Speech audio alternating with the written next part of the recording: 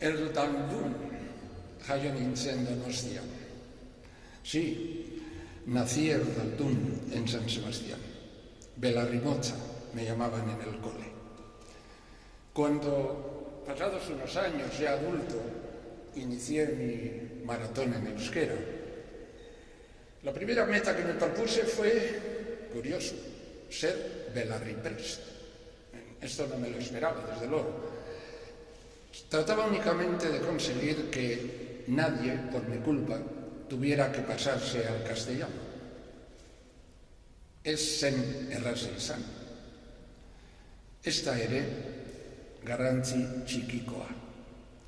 Claro que todavía quedan muy pocos euskaldunes que ohituragatik edo ez dakit asmo honez, para no poner en aprietos mi euskera, se me acercan en castellano todavía.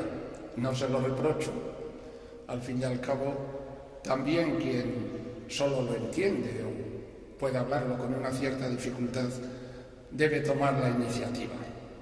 Al fin y al cabo, Juan etorriko bidaia dugu hau, bestela ez dago euskararik. Bien, eman didate minutu bakar bat eta amaitzean nago. Diré lo más importante. Creo sinceramente que cada belarriprest activo abre cada día una puerta al euskera.